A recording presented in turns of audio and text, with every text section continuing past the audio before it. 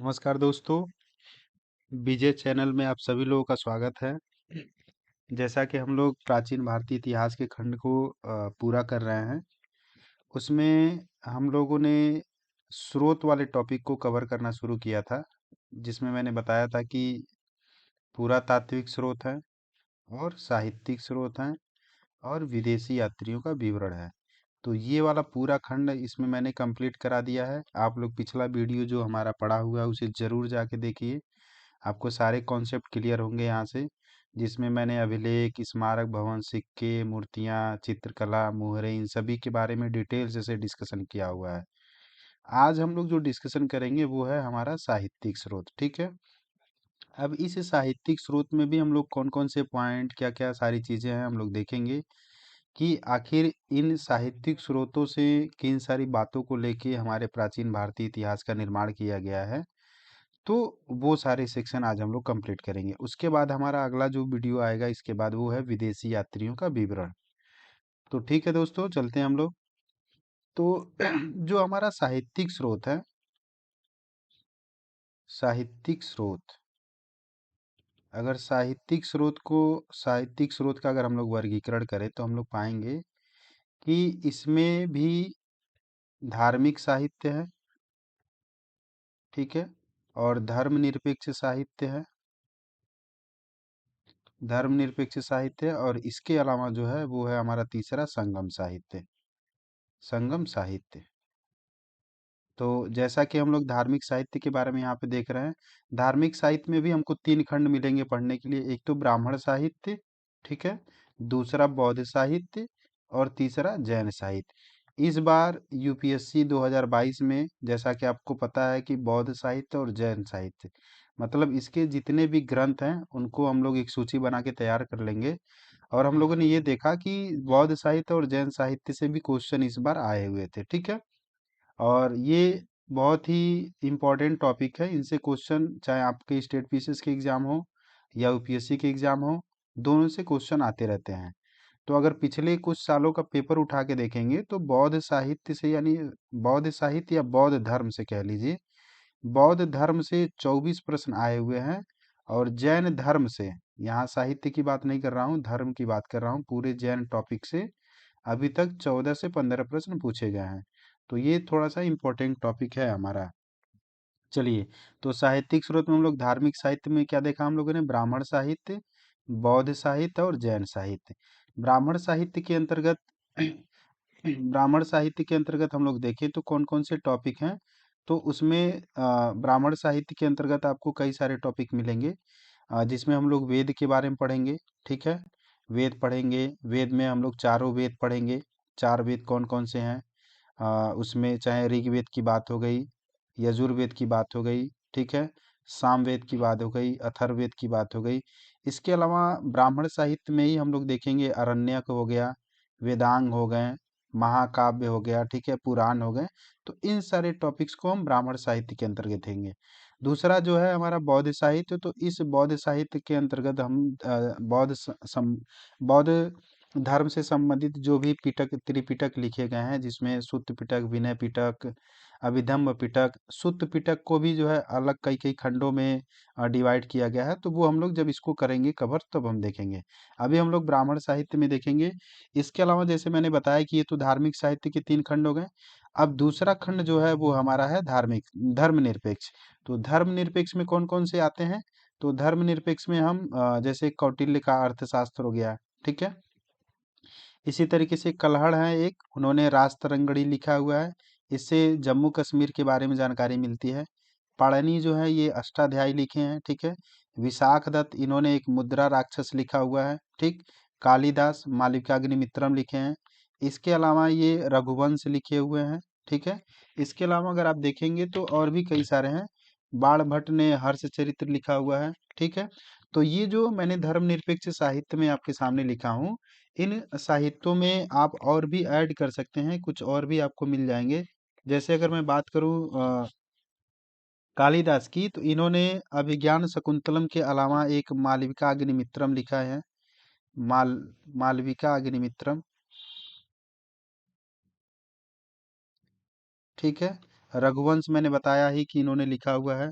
इसके अलावा इन्होंने मेघदूत लिखा हुआ है, मेघदूत लिखा हुआ है।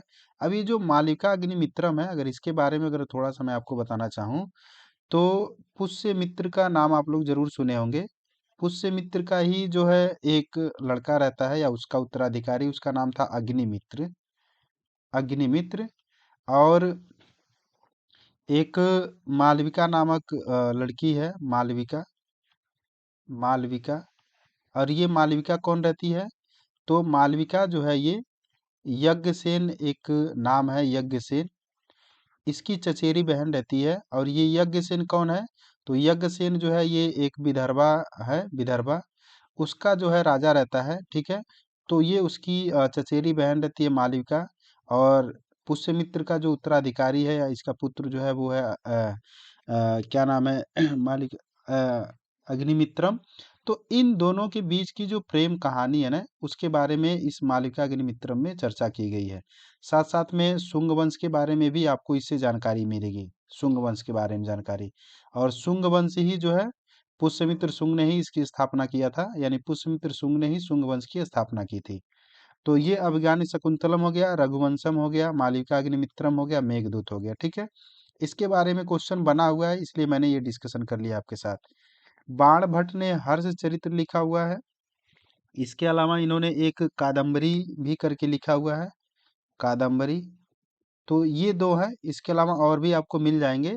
तो आप देख लीजिएगा, धर्मनिरपेक्ष साहित्य में हम लोग इतने सारे पॉइंट्स को अगर कवर करते हैं तो कहीं ना कहीं क्वेश्चन हमारा बन जाता है। जैसे कौटिल्य का अर्थशास्त्र हो गया, कलहड़ की रास तरंगड़ी, पाणिनि का अष्टाध्यायी, विशाख दत्त ने मुद्रा राक्षस की रचना की है, कालिदास ने मालविकाग्निमित्रम, रघुवंशम और सॉरी अभिज्ञान शकुंतलम, रघुवंशम, मालविकाग्निमित्रम और मेघदूत।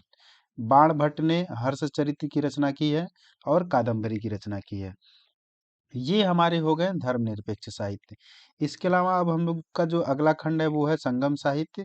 संगम साहित्य में हम लोग देखेंगे तो इसमें भी कई सारे जो संगम है, संगम का मतलब यहाँ पे जो है थोड़ा सा हम लोग समझ लें। संगम का मतलब जो है ना, दक्षिण भारत से है। दक्षिण भारत में तमिलनाडु से है, तमिल राज्य से है। तमिल राज्य में ये कुछ विद्वान थे और कुछ कवि थे। इन्हीं लोगों का क्या है, ये सम्मेलन है, सम्मेलन है। और ये सभी सम्मेलन में विद्वान और कवि शामिल हुए थे। और यहीं पे इन्होंने कई सारे साहित्यिक रचनाएं की हैं, ठीक है। चोल चेर पांडव के बारे में भी हमको जानकारी कहीं ना कहीं यहाँ से मिलती है। तो हम देखेंगे कि ये जो सम्मेलन हुआ था, जिसे हम लोग संगम भी कहते हैं, तो इस संगम में कुछ साहित्यिक रचनाएं भी की गई हैं। उन अगर साहित्यिक ग्रंथों की अगर हम बात करें कौन कौन से हैं, तो संगम साहित्य तीन हुए थे, प्रथम द्वितीय और तृतीय तीन हुए थे। पहला जो हुआ था ये मदुरई में हुआ था, ठीक है। और दूसरा जो है ये कपाटपुरम में हुआ था, कपाटपुरम में। और तीसरा जो है फिर मदुरई में हुआ था, ठीक है। तो तीन संगम हुए थे, तीन संगम में अलग अलग रचनाएं की गई हैं। उन रचनाओं में अगर हम देखें तो सबसे अगर पहला अगर हम बात करें तो एक आता है मणि मेखले का, ठीक है, मणि मेखलाई पढ़ते हैं इसको। दूसरा है जीवक चिंतामणि। इसी तरीके से शिल्पाधिकारम है, तिरुकुरल है। इसके अलावा और भी कई सारी रचनाएं आपको मिल जाएंगी इसमें पढ़ने के लिए, ठीक है। तो आगे हम लोग बढ़ेंगे। अब मैंने आपको यहाँ पर क्या क्या सारी सारी चीजें बता दी है, उसके बारे में एक बार फिर हम लोग डिस्कशन कर लेते हैं, फिर हम लोग आगे बढ़ेंगे। देखिए हम लोग साहित्यिक स्रोत डिस्कशन कर रहे हैं।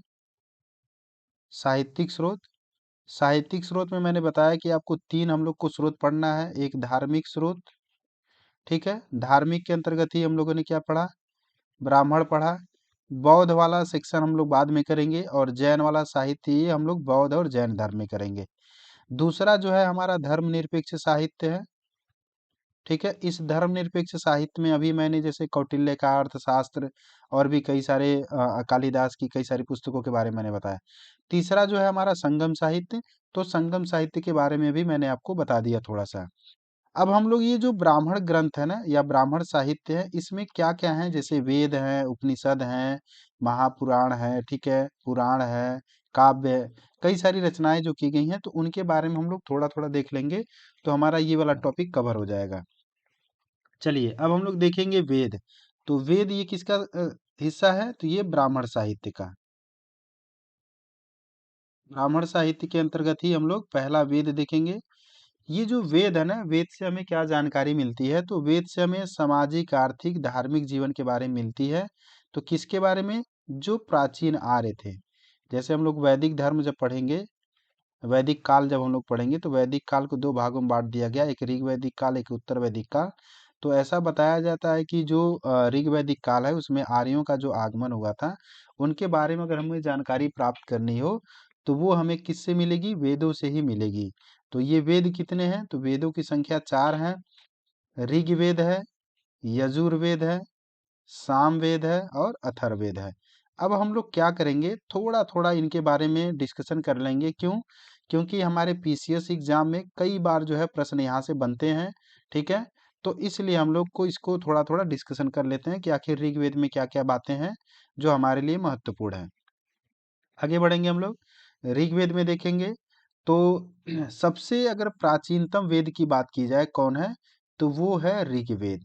ऋग्वेद को ही सबसे प्राचीनतम वेद माना जाता है।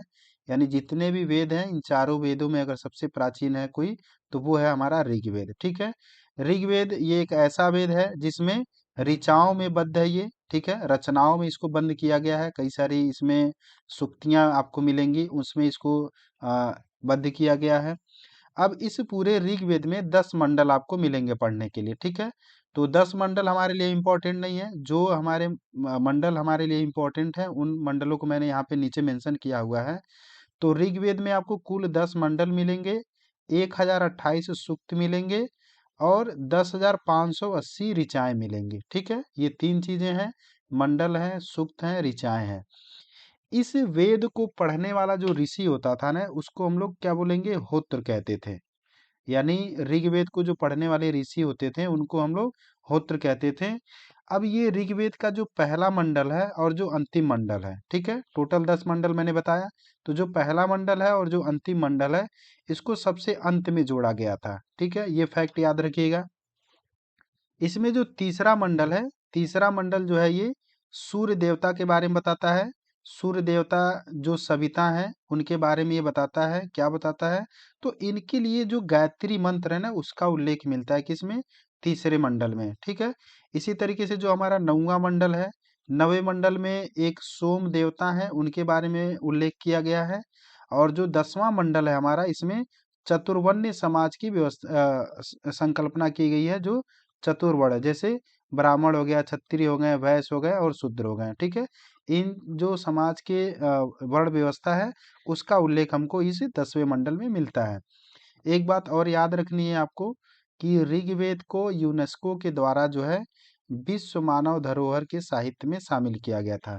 तो इसे शामिल कब किया गया था? शायद जहां तक एक बार फैक्ट चेक कर लीजिएगा, 2007 में इसे जो है विश्व मानव धरोहर सूची में शामिल किया गया था। तो ठीक है दोस्तों, इसको वीडियो को दोबारा आप लोग प्ले करके देख लीजिएगा ताकि आपको आसानी होगी समझने में। हम आगे बढ़ते हैं। दूसरा जो वेद है वो है हमारा यजुर्वेद। यजुर्वेद में क्या है? तो इसमें जो भी यज्ञ कराए जाते थे ना, तो उस यज्ञ के जो भी नियम होते थे और उसके जो विधान होते थे, उनका संकल्प जो है इसमें मिलता हुआ है। ठीक है, उसकी जानकारी इसमें मिलती है हमें। और यही कारण है कि इसे एक कर्मकांडी वेद के रूप में भी जाना जाता है।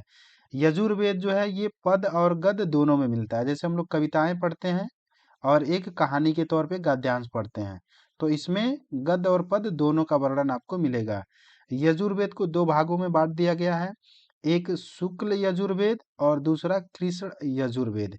इसकी विशेषता क्या है? तो शुक्ल यजुर्वेद के बारे में कहा जाता है कि ये केवल पद में मिलेगा, आपको पद में, कविताओं के रूप में मिलेगा। ठीक है, जबकि कृष्ण यजुर्वेद जो है आपको गद्य और पद दोनों में मिलेगा।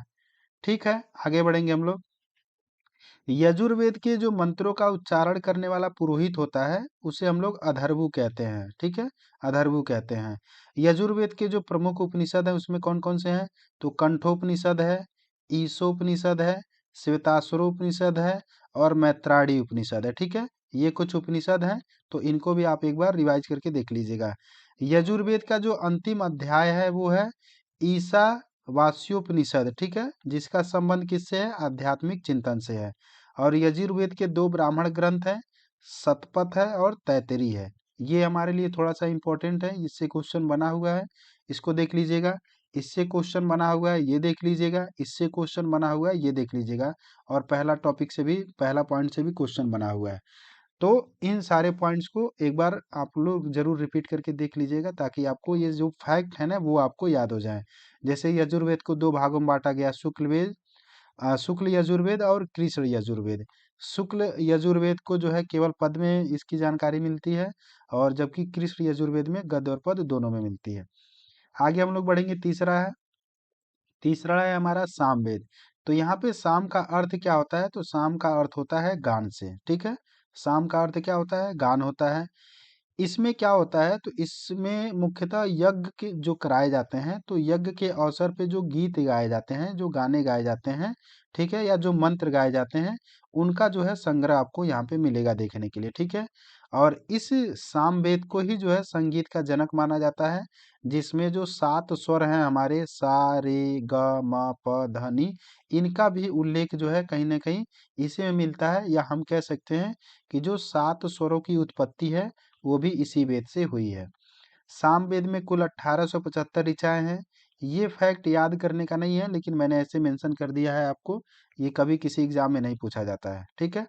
चलिए, सामवेद के मंत्रों का जो गाने वाला है उसको क्या बोला जाता है, उद्गाता कहलाता है, ठीक है।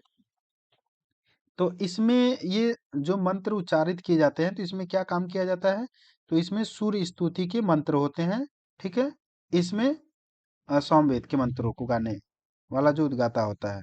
आगे हम लोग बढ़ेंगे, इसमें सामवेद में मूल रूप से 99 मंत्र हैं, और बाकी जो हैं वो ऋग्वेद से ही लिए गए हैं। इसके जो उपनिषद हैं वो छंदोग्य उपनिषद हैं, जैमिनी उपनिषद है। सामवेद की जो ब्राह्मण ग्रंथ है, देखिए हर हर वेद का आपको ब्राह्मण ग्रंथ मिलेगा, ठीक है। उन ब्राह्मण ग्रंथों को अलग से हम अभी एक बार देख लेंगे। तो ये सामवेद के जो ब्राह्मण ग्रंथ हैं उसमें आपको पंचविश ब्राह्मण और खड़विश ब्राह्मण, ये दो आपको मिल जाएंगे। लास्ट है हमारा अथर्ववेद। इसकी रचना अथर्वा या अंगरीसी द्वारा किया गया था, ठीक है। और इसकी रचना सभी ग्रंथों के बाद की गई थी, ठीक है। इसीलिए इसे जो है अथर्वांगरीस वेद भी कहा जाता है। इसमें आपको 771 सूक्त मिलेंगे, और 20 अध्याय हैं, और लगभग 6000 मंत्र आपको इसमें मिल जाएंगे। इसमें ब्रह्म ज्ञान, धर्म, समाज निष्ठा, ठीक है, औषधि प्रयोग, रोग निवारण, जादू टोना, तंत्र मत, इन सब के विषयों के बारे में भी वर्णन किया गया है। अथर्ववेद का एकमात्र ब्राह्मण ग्रंथ है। जैसे इसके पहले हम लोगों ने देखा कि ब्राह्मण ग्रंथ सभी में दो दो थे, लेकिन अथर्ववेद के ब्राह्मण ग्रंथ जो है सिर्फ एक है, उसका नाम है गोफत। इसके उपनिषद की अगर बात करेंगे तो मुंडकोपनिषद है, प्रश्नोपनिषद है, मांडुक्योपनिषद है। इसमें इम्पोर्टेंट क्या है हमारे लिए, मुंडकोपनिषद क्यों है, क्योंकि यहीं से जो राष्ट्रीय आदर्श वाक्य है सत्यमेव जयते, ये लिया गया है, इसलिए जो है ये वाला मुंडकोपनिषद हमारे लिए इम्पोर्टेंट है, ये एग्जाम में पूछा गया है। इसमें सभा और समिति नाम की प्रजापति की दो पुत्रियों का भी वर्णन किया गया है, ठीक है, सभा और समिति। अब हम लोग लास्ट पॉइंट देख रहे हैं, इन सभी चारों वेदों को सम्मिलित रूप से क्या कहा जाता है, तो संहिता कहा जाता है। चलिए आगे बढ़ेंगे हम लोग। ब्राह्मण, अरण्यक और उपनिषद। ब्राह्मण, अरण्यक और उपनिषद, तो संहिता के बाद यानी वेद के बाद इनका स्थान आता है, किनका, ब्राह्मण, अरण्यक और उपनिषद का। इनसे उत्तर वैदिक कालीन समाज और उसकी संस्कृति के विषय में महत्वपूर्ण जानकारी मिलती है। जैसा कि मैंने बताया था कि जब हम लोग वैदिक सभ्यता पढ़ेंगे, वैदिक सभ्यता, तो वैदिक सभ्यता को पढ़ने के लिए दो भाग में बांट दिया जाता है। एक ऋग्वैदिक काल, और दूसरा है उत्तर वैदिक काल। अब ये जो ऋग्वैदिक काल का समय बताया गया है, ये 1500 से 1000 बीसी तक बताया गया है। और इसका उत्तर वैदिक काल का जो समय है, 1000 बीसी से 600 बीसी तक, कहीं कहीं 500 भी मिल जाएगा, या 550 बीसी तक मिल जाएगा, ठीक है। तो ऋग्वैदिक काल का समाज और उत्तर वैदिक काल के समाज में काफी अंतर देखने के लिए मिलता है। उत्तर वैदिक काल के समाज में ऐसा कहा जाता है कि महिलाओं की स्थिति काफी दयनीय हो गई थी, और समाज में कई सारे परिवर्तन हो गए थे, कर्मकांड बढ़ गए थे। तो इन सब के बारे में अगर हमको जानकारी लेनी हो, तो वो हमें किससे मिलेगा, इन्हीं सब से मिलेगा, ब्राह्मण, अरण्यक और उपनिषद से।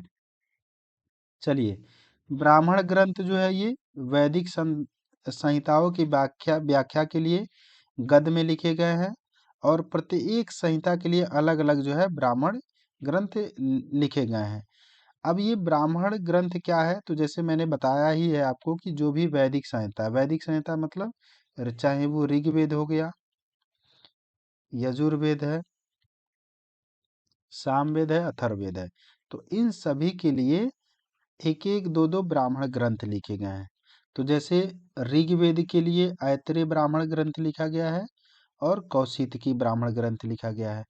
इसी तरीके से यजुर्वेद के लिए शतपथ ब्राह्मण ग्रंथ लिखा गया है और तैत्तिरीय ब्राह्मण ग्रंथ लिखा गया है। ये एग्जाम में पूछा हुआ है क्वेश्चन पीसीएस में, यूपी पीसीएस में क्वेश्चन ये पूछे गए हैं, इसलिए ये इंपॉर्टेंट है, आप जरूर इसको याद रखिएगा। सामवेद के लिए पंचवीस और खडवीस ब्राह्मण ग्रंथ लिखे गए हैं और अथर्ववेद के लिए गोपद ब्राह्मण ग्रंथ लिखे गए हैं। तो याद रखिएगा, अथर्ववेद के लिए केवल एक ब्राह्मण ग्रंथ है, उसका नाम है गोपद। सामवेद के लिए पंचवीस है और खडवीस है। यजुर्वेद के लिए शतपथ है और तैत्तिरीय है। ऋग्वेद के लिए ऐतरेय है और कौशितकी है। ठीक है दोस्तों, तो मैंने ये आपको वेद से संबंधित जितने टॉपिक थे करा दिए। आगे अभी और भी टॉपिक है, लेकिन आगे बढ़ने से पहले हम सभी लोगों से ये कहना चाहेंगे कि जो भी इस चैनल पे नए हैं वो जरूर चैनल को सब्सक्राइब कर लें।